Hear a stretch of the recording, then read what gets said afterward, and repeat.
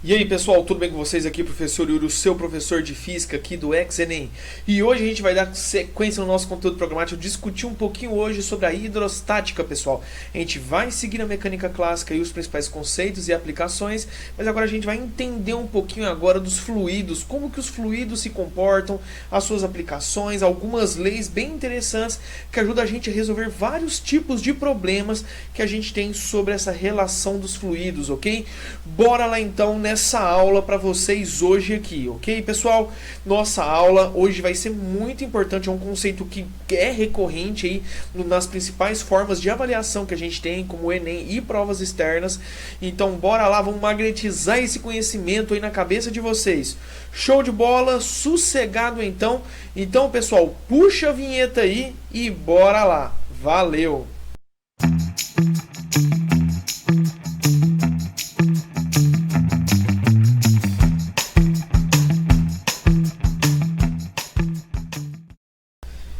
Estamos de volta aqui, pessoal. Bora lá, sequência e hoje, aula 13, a relação existente da hidrostática, certo? Um conceito importantíssimo que a gente tem com as principais regras aí. Eu sou o professor Yuri Alves, o seu professor de física aqui do Ex-ENEM. Me sigam lá no Instagram, Prof. Yuri Alves, estou sempre postando coisa legal, informações e coisa. Me sigam lá no Ex-ENEM. Então, bora lá fazer acontecer, trocar uma ideia sobre os principais conceitos e aplicações que a gente tem. Então, pessoal, qual que é a definição que a gente tem, a definição clássica de hidrostática? Então, é um ramo da física que a gente tem a característica dos fluidos em repouso, mas essa relação dos fluidos, pessoal, é muito importante eu conversar com vocês que os fluidos não é apenas a relação líquida. Gases também têm essa propriedade fluida, é aquilo que flui, certo? Então, a gente tem as relações, primeiramente, com a pressão sobre os corpos, com o ar atmosférico e também com a água.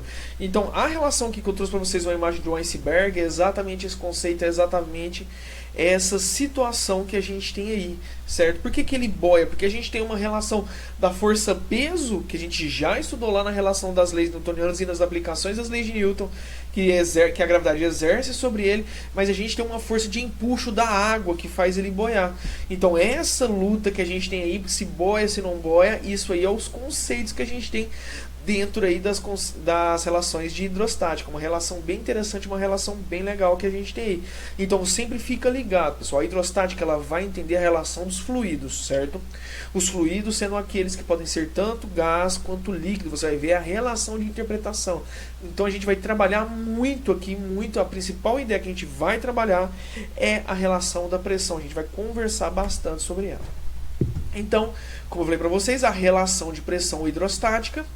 Então, a gente tem uma definição do que está acontecendo. Então, a pressão hidrostática é a pressão que um fluido que exerce um fluido em repouso. Para calcularmos o modo dela, a gente já vai ver a relaçãozinha da forma, utilizamos o princípio fundamental da hidrostática aí, né, os conceitos gerais.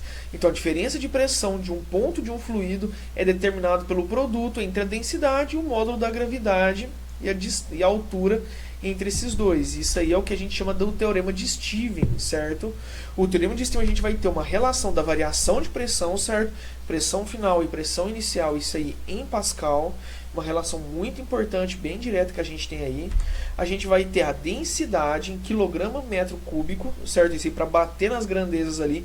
Lembrando que isso pode ser diferente essa grandeza, porque a pressão a gente pode medir em várias outras grandezas também. A gente vai ter a nossa gravidade clássica, que a gente tem a gravidade que a gente aprendeu lá atrás, em metro por segundo ao quadrado. E a gente vai ter uma variação de altura, e essa variação de altura vai ter que ter em metros, ok?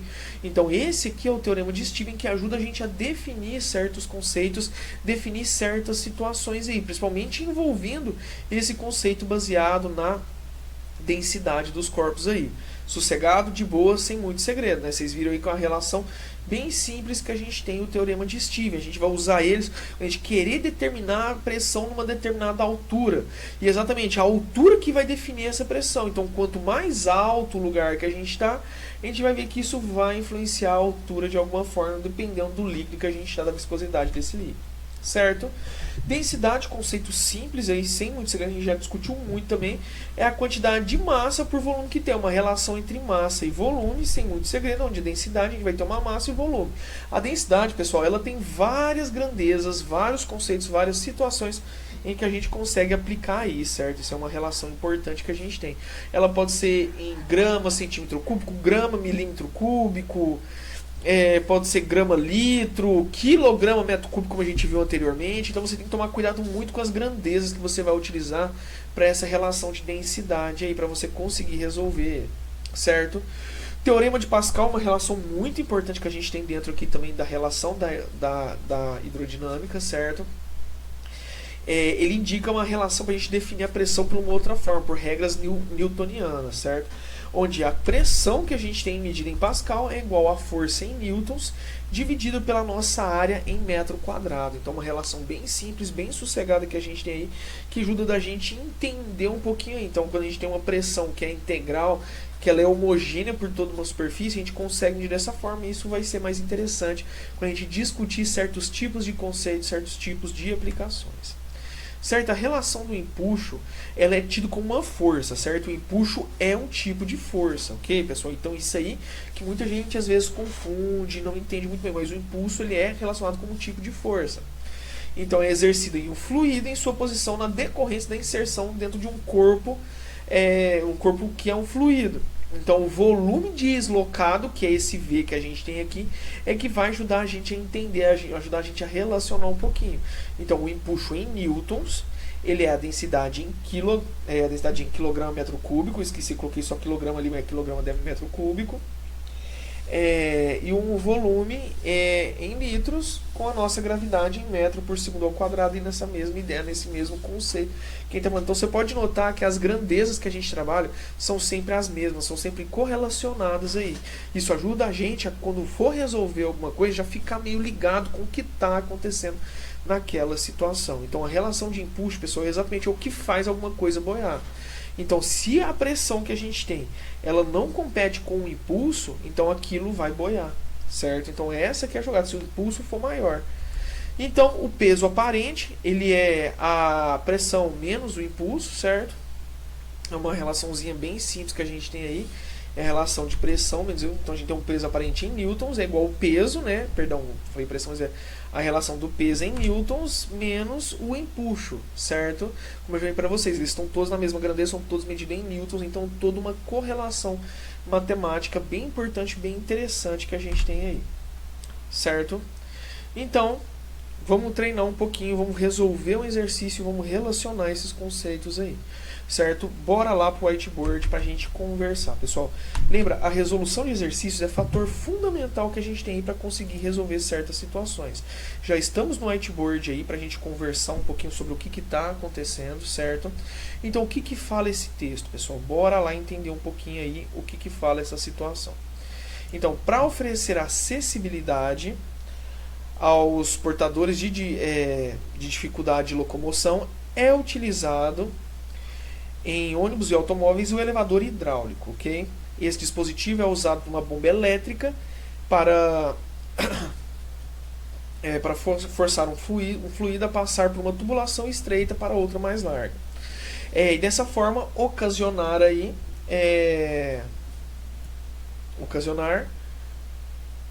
um pistão, acionar, aliás, um pistão que se movimenta na plataforma. Considere o elevador hidráulico cuja área da cabeça do pistão seja 5 vezes maior que a área da tubulação da bomba. Então isso aí é informação importante que a gente tem.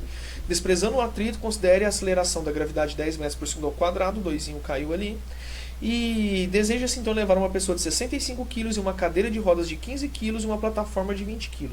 Qual deve ser a força exercida por esse motor para a gente conseguir fazer ele subir com velocidade constante? Então, ele tem que vencer esse movimento que está sendo realizado aí.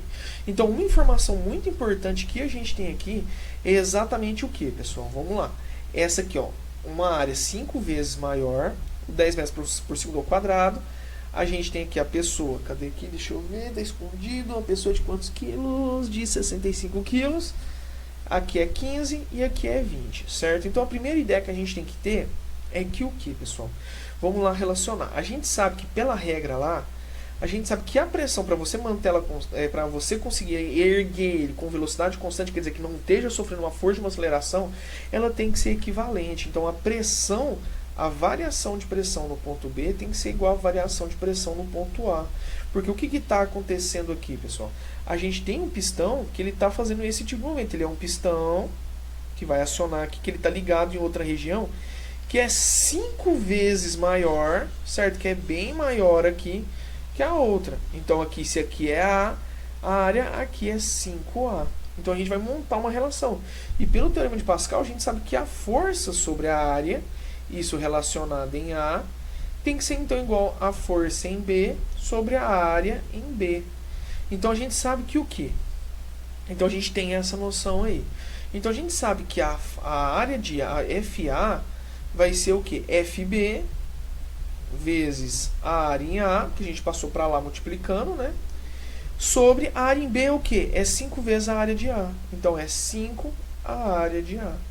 Então eu tenho 5 aqui. 5 aqui a área que eu posso cortar. E aqui eu confundia. Aqui é a área em B, certo? Então a área em A é igual à área em B, a força da área em B. Então a força em A é igual a força em B dividido por 5. Como que eu consigo definir essa força que é necessário eu fazer em B, pessoal? A força em B é simplesmente o quê? Força não é igual massa vezes aceleração, que no caso é a gravidade, a relação do peso que a gente tem. Então eu tenho que o quê? É 65, que é o peso da pessoa, mais 15, mais 20. Isso aqui vai resultar para a gente numa força de quanto? 65 mais 15 dá 70, 80 mais 20, 100 vezes, ou preciso colocar aqui vezes a gravidade, que é 10. Vezes a gravidade, que é 10, então vai resultar em uma força aqui de 1000 newtons, uma relação de um peso de 1000 newtons. A gente só substitui aqui 1000 sobre 5, isso aqui vai resultar para a gente em 200 newtons, que é a alternativa C e a resposta correta desse exercício.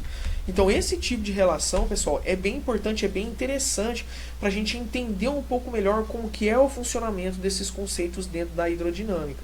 Então é uma relação bem simples, certo? Uma relação que não tem segredo. A parte de movimento a gente só tem que ficar ligado e prestar muita atenção com o tipo de situação que a gente está lidando, para a gente evitar erros e evitar certos tipos de problemas aí. Sempre presta muita atenção, pessoal. A leitura é parte fundamental aí da gente conseguir relacionar todos esses conceitos. Lembrando que aqui é como se tivesse um parêntese aqui, tá, pessoal? Desse lado é como se fosse o parêntese, tá? Porque eles falam, mas não tem que multiplicar primeiro, mas não. É porque a massa você tem que somar ali, como se tivesse entre parênteses, ok? Então vocês viram aí que a gente não tem muito segredo dentro desse conceito. Voltando aí para os slides, pessoal, bora lá então conversar um pouquinho para a gente finalizar a nossa aula. Então, pessoal, hoje a gente viu aí de maneira direta, de maneira sucinta aí os conceitos envolvendo a hidrodinâmica, certo? A relação aí muito importante, a relação bem direta que a gente tem. Então, muito obrigado a presença de vocês. Até a próxima aula. Não esqueça de curtir e compartilhar com as pessoas que vocês sabem que eles vão gostar desse assunto. Siga a gente, principalmente nas redes sociais. A gente está sempre postando o Excellent, está sempre postando bastante coisa legal, bastante coisa interessante lá para você que busca a aprovação, que você que está correndo atrás. Então, pessoal, muito obrigado a vocês. Até a próxima aula. Tudo de melhor sempre e tchau, tchau. Valeu aí, um grande abraço do professor Yuri para vocês e show!